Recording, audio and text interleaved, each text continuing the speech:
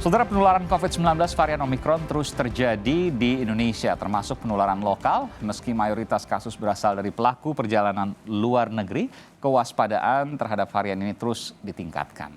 Sejak diumumkannya COVID-19 varian Omikron di Indonesia pertama kali pada 16 Desember 2021, penyebaran varian ini bisa dibilang patut diwaspadai. Dalam 2 pekan, saudara, tercatat kasus COVID-19 varian Omikron di Indonesia sebanyak 68 kasus. Sejak pertama kali diidentifikasi di Afrika Selatan pada 24 November 2021 lalu, kini COVID-19 varian Omikron sudah menyebar di 115 negara. Kasus terbesar varian Omikron diketahui berada di Inggris Raya.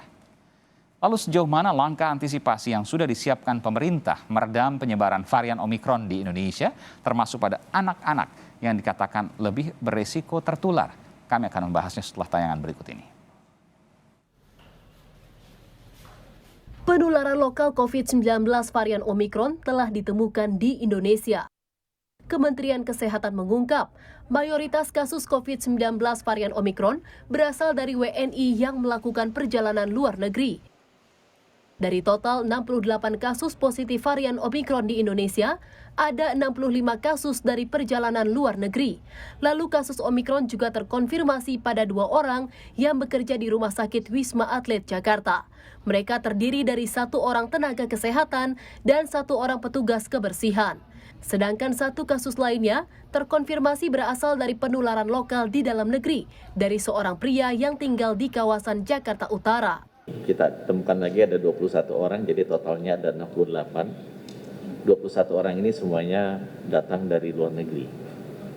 Paling banyak datangnya dari negara Arab Saudi, kedua Turki, dan yang ketiga dari United Arab Emirates. Jadi buat rekan-rekan Indonesia, tolong liburan kali ini di dalam negeri saja. Menurut data Rumah Sakit Darurat Wisma Atlet Jakarta, kini sudah ada 41 pasien COVID-19 varian Omikron yang menjalani perawatan. Kita telah merawat 47 pasien terkonfirmasi Omikron, di mana yang 6 orang sudah boleh lepas perawatan, sudah boleh rawat jalan. Dari yang 5 orang tersebut, itu mereka masih harus menjalani isolasi mandiri di rumah.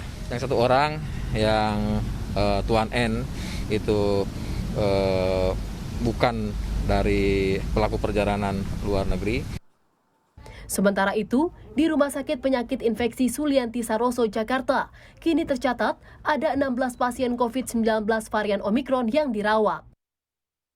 Pasien Omikron yang ada dirawat di RSPI ini ada sejumlah 16 ya. 16. 1 tadi confirm yang transmisi lokal sama istrinya probable ya, berarti 2. Sementara yang 14 yang lain itu dari kasus impor. Lalu hal apa saja yang harus dilakukan segera pemerintah menurut pandangan epidemiolog? Percepat vaksinasi, terutama pada dosis keduanya. Kalau bisa pemerintah bisa mencapai 60% lah paling tidak. Jadi harus 60% dosis kedua pada bulan Januari.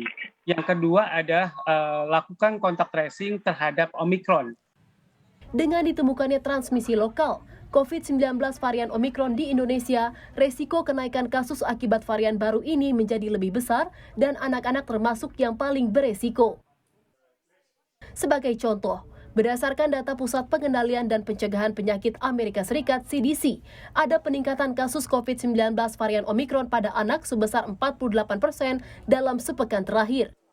Begitu pula di Inggris, otoritas setempat melaporkan pada bulan ini sebanyak 999 anak dirawat di rumah sakit setelah didiagnosa terinfeksi COVID-19 varian Omikron.